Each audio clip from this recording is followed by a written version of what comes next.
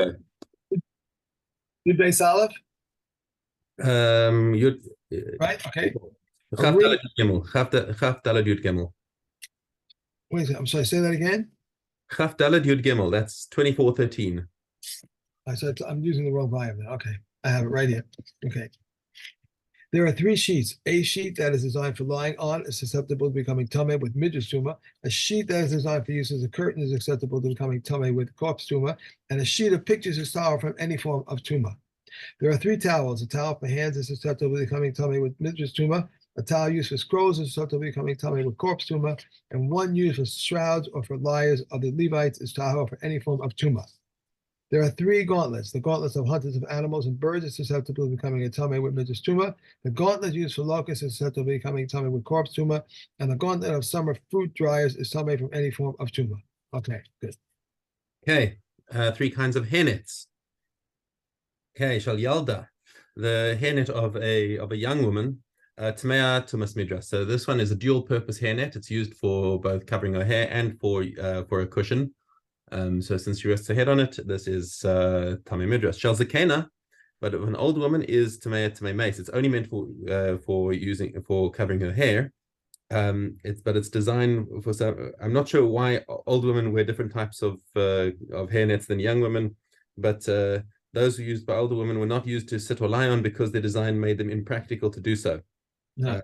Okay, either the holes in the mesh were too large to serve for this purpose, or the material was rigid and would break if it supported a person's weight. Okay, and shall yotzei slachutz, and the hairnet of one who goes out. Tahar miklum. Now, what is one who goes out? So one possibility that Rav and Rambam says is referring to the mitpachat that a woman would place on her head when she left the house. And this one was worn on top of her regular hairnet for purposes of modesty, was smaller than the one with which she usually covered her hair. Alternatively, the Mishnah refers to a hairnet worn by a prostitute.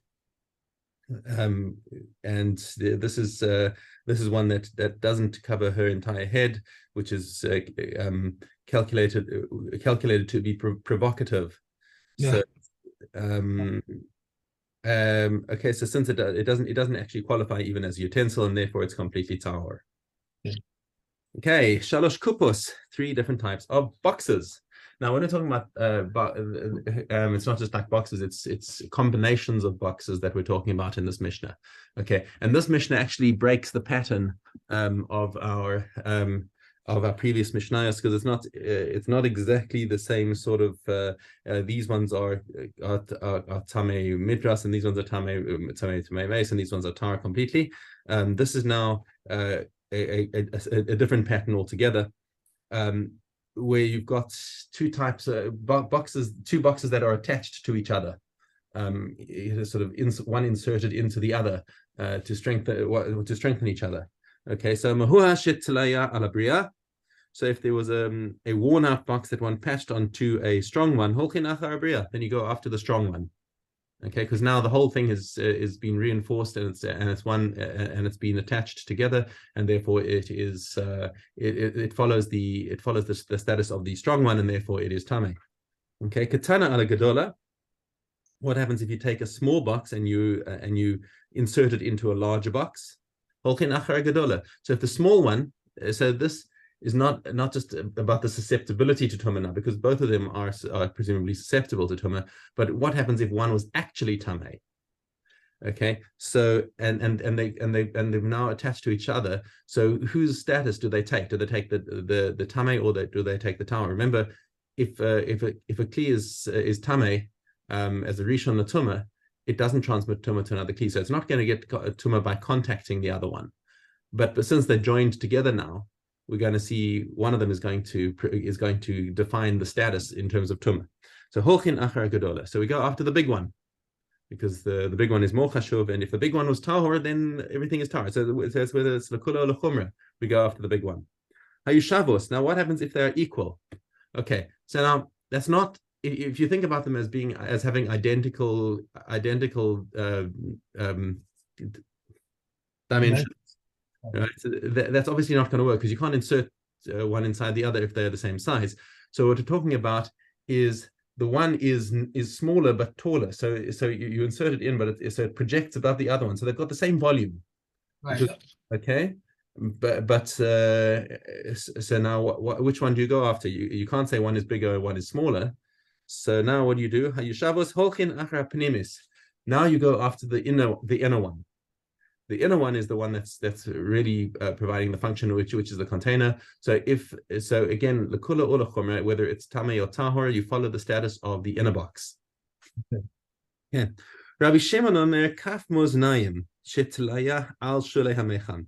So what happens if you've got a pan from a balance scale, and you detached it, and you decided that you needed to reinforce an urn where the bottom had worn out?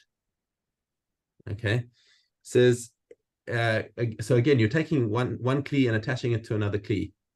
Now, Right. which one is going to define the Tomotara status? Now, if it's talking about the Tanakama, what's the Tanakama going to say? Well, you've got here a big one and a small one. So you're obviously going to go after the big one, which will be the Mecham, the urn. Right. But Rabbi Shimon says, no, you don't just necessarily go after the big one or the small one. Mibifnim Tame, he says, yeah, which one one of them is Tame, what is Rabbi Shimon, which one is the Tame one? It says Which one is the if one patch onto the bottom of a boiler, if you patch it into the inner surface of the boiler is tame. Yes, but if you attach it to the outside surface, it's tahor. It depends on where it's okay. So the starting point is that the pan itself is tame. Yeah, the pan is tame and the boiler is tahor. So now Rabbi Shimon is saying that if you put it on the inside, then it's tame. It follows the pan. Mibachutz tahor, and he agrees with the Tanakama that if it's on the outside, yeah, then it'll follow the urn. But he says, but the important thing is which is the one on the inside. So he's saying that the inside so remember we had these two conditions that we mentioned in our Mishnah. There's bigger or smaller, and the Tanakama says only if they're the same size do you fall back onto inner or outer. Rabbi Shimon saying hafuch. He's saying no. It all depends on inner or outer, not on size. Okay. Tlaya al tzidah. If he attached it to the side of the urn, but he agrees that if it's attached to the side, then the meicham, the urn is going to be the one that's going to define the tumantara status. Okay. Next parak. Okay, but I don't know if you've got the misprint over here. I noticed that there's a misprint in the in my edition, which has got a shin in front of the vatoch. Have you also got that? Oh, yeah, I have sin. I have a shin. Yeah, that's a sin. You're right. It's got the dot on the side. That's a misprint. If you take a look at the commentary has actually got it right. Achoraim vatoch. I don't know where that sin came from. It's a misprint. You can cross that out. So yesh lahem achoraim vatoch. So now achoraim vatoch is a din derabanan. So usually what you have with a kli, particularly we're talking about a kli cheres, right? Are we talking about a kli cheres specifically? I just want to make sure that we are.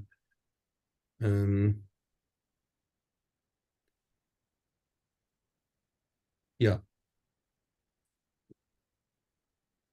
Susceptible to through the interior, but not through the exterior. Oh no. Okay, it's specifically not talking about a kli cheres. So okay, so what we've got over here is a situation when Dafka not talk about kli cheres, because the kli cheres, the outside of kli cheres is always tahor, right? It's only the interior that it can contract tuma from. Okay, now if you've got another kind of a kli, let's talk about a metal kli. So let's say you've got a metal cup, okay, and any kind of tame solid or whatever, or a person who's tame touches it, whether he touches the inside or the outside, the whole thing becomes tame. That's no difference. What we're talking about here is the edge case of where we've got liquids, tamei liquids. Now, tamei liquids are a special din d'Rabbanan, where they elevate the tuma back to a rishon. So if you've got a tamei liquid on the interior of the kli, it makes the entire kli tamei back to the level of a rishon tuma. But the Chachamim were not machmir on the liquids on the outside. So if the kli so if the cup got splashed by tamei liquid on the outside, then only the outside of the kli becomes tamei. So this is all a din d'Rabbanan, because midoraisa the whole thing's tahor. Right. And Chachamim made this like special thing, I think possibly just to make it clear that this is a din d'Rabbanan, because there are lots of things that happen with a din d'Rabbanan that for example, if truma becomes tamei from a d'Rabbanan, you can't burn it. You can't eat it, but you can't burn it. Okay, so acharaim batoch is when you've got a kli that's got a clear inside and outside, and becomes tamei from a liquid. If it gets tamei on the inside, the toch, then the whole kli becomes tamei. And if it gets tamei from the outside, from the liquid, only the outside becomes tamei, and whatever's inside still remains tahor. Okay, so that's what we're talking about when we're talking about acharaim batoch. Okay. Kegun ha karim v'kasasos v'sakin v'matzufin divrei Rabbi Yehuda. Okay, so all of these things, including things that are reversible, all of these things that Rabbi Yehuda is mentioning over here are reversible. A pillow slip, a mattress, could be flipped upside down. A sack could be turned inside out. A martzufin are they're large leather sacks used to transport merchandise by ship. Okay, all of these things could be inverted. Okay, but however they are, says Rabbi Yehuda, the inside is the inside, the outside is the outside. If liquid gets onto the outside, then only the outside becomes tamei. Thus says Rabbi Yehuda. Rabbi Meir Omer,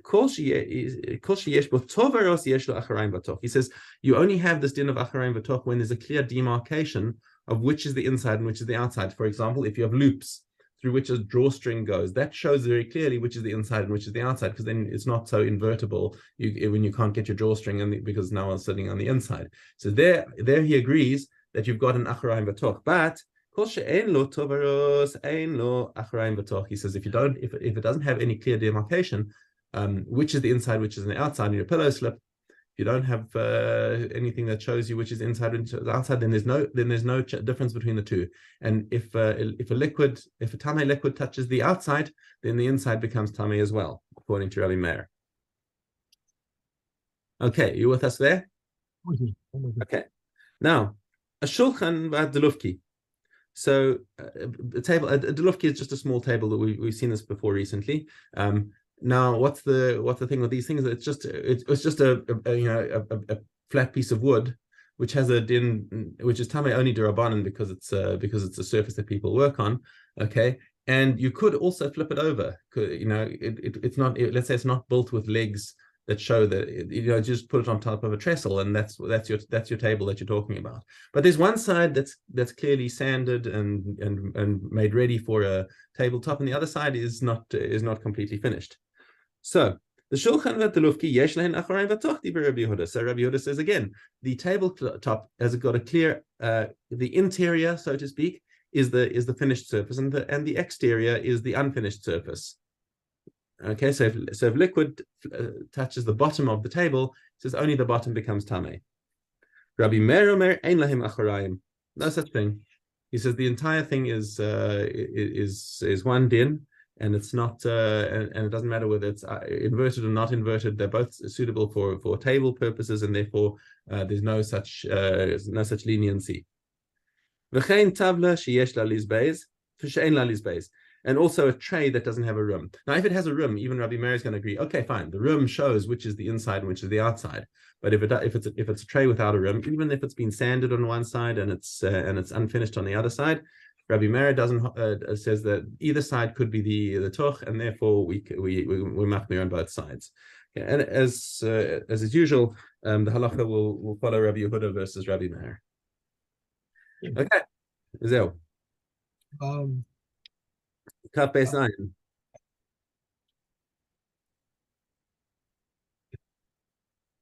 Regarding a chair whose two adjacent slats were removed, Rebbe Akiva rules it tummy, but the sages rule it tahor. Rebbe Yehuda says even a bridal chair whose panels were removed and a receptacle remained in it is tahor. And so, since the primary function is disabled and the secondary function is also disabled. Regarding a block that one painted with red paint and painted with saffron dye and planed, Rebbe Akiva rules it tummy, but the common room it tahor until one carves it. Regarding a woven basket or a reed basket that one filled with straw or flocking, if one prepared them for sitting upon, they are tahor, but if one wove the baskets with reed grass and cord, they are tameh. Okay.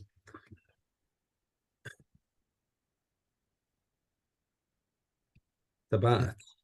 No. Ring. A ring of a person is tameh, but the ring of an animal or utensil of all other types of rings are tahor. A beam for arrows is tameh, but a beam for pistols is tahor, and a collar is tameh. A chain that has a locking device is tameh, but one made for tying is tahor. And the chain of merchants is tameh, but a chain of householders is tahor. Reb Yossi says, when is this so? When it consists of only one link. But if it consists of two links or a kizon was attached to its end, it is tameh. The beam of a balance scale is tameh on account of its hooks. The beam of the balance scale of householders, if it has hooks, is tameh, and the hooks on the poles of porters are tahor, but hooks on the poles of peddlers are tameh. But Yehuda says, with regard to the hooks of peddlers, that which are in front of him is tameh, but that which behind him is tahor. Okay. The books of it. Is that it? No, one more. The books of a dog is tameh, but the books of bedpoles are tahor. And the hook of a chest is tameh, but the hook of a fish trap is tahor. The hook of a table is tameh, but the hook of a wooden candelabra is tahor. This is the general rule. Anything attached to that which is tameh is itself tameh. That anything attached to that which is tahor is itself tahor. And regarding all of these hooks, each one has its own.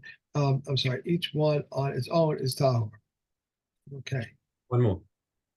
Oh, I think that was it. Really? We started in Mishna 1, so this is now Mishna 3. By the metal cover of a tani belonging to householders, Rabbi Gamil rules a tameh with the common room of tahor. But the metal cover of a tani that belongs to physicians is tameh. Door of a cabinet that belongs to a householder is tahor, but the door of a cabinet that belongs to a physician is tameh. Tongues are tameh, but pirakin are tahor. Okay. There's another sentence. Oh, I did like the wrong thing. The akav of an olive press is tameh, but a hook is in a wall is tahor. Okay. All right. We are in Shemora. Okay, dollar bait.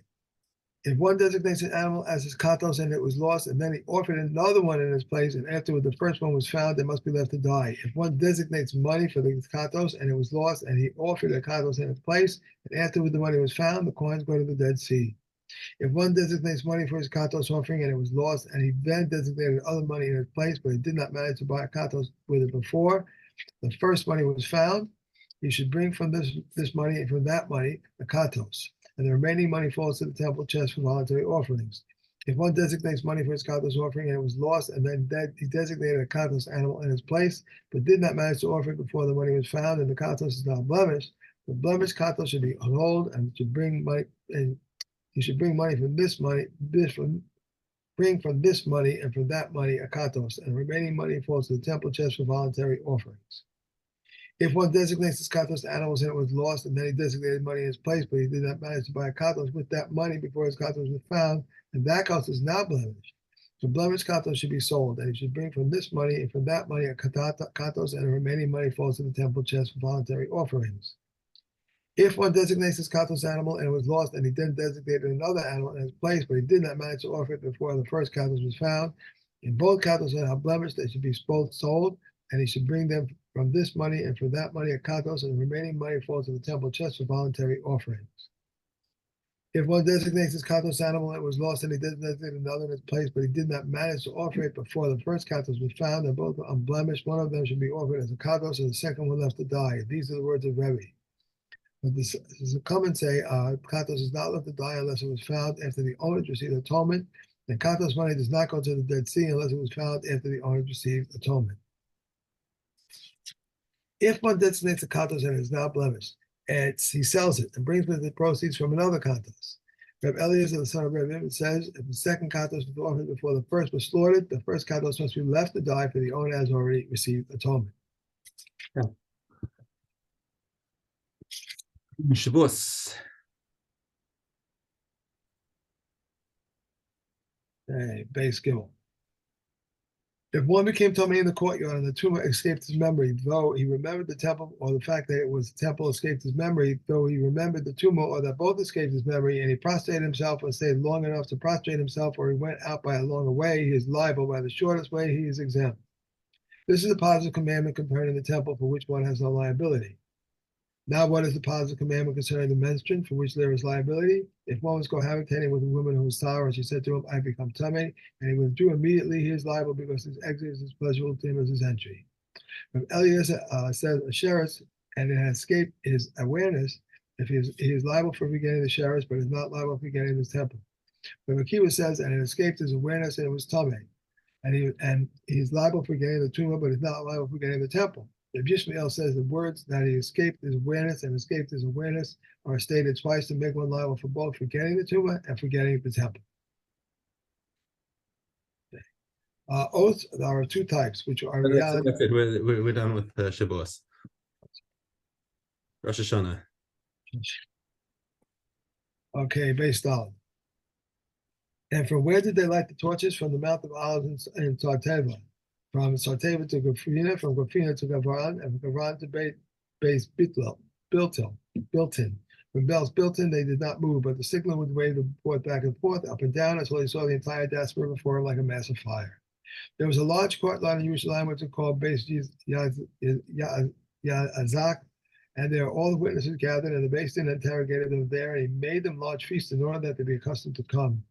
Originally, they did not move from there all day, and Rabbi Gamel the elder attacked that they should be permitted to walk 2,000 cubits in every direction. And not only these witnesses, but also a midwife who comes to aid a delivery and one who comes to rescue people from a fire or from an attacking army, from a flooding river, or from a fallen building. They are considered like the people of the city, and they have the right to walk 2,000 cubits in every direction. How did they interrogate the witnesses? The pair that arrives first is interrogated first, and the elder is brought in, and they say to him, tell how you saw the moon, facing the sun or away from the sun, to its north or its south. How high was it and which way was it leaning, and how wide was it? If he said facing the sun, he has said nothing. They would, I'm sorry, that's right. They have said nothing.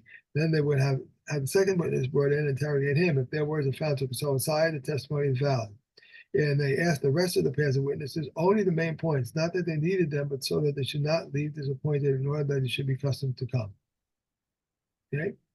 The head of the Beis Din says it is sanctified, and all the people. No, that's it. That's it. Okay. All right, and last we have Peah.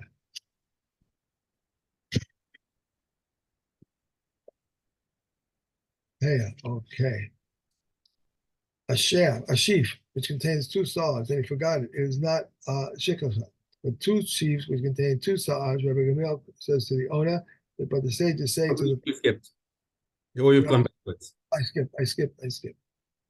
No, wait a second. Where did I skip? You went backwards. Remember, this book goes the other direction.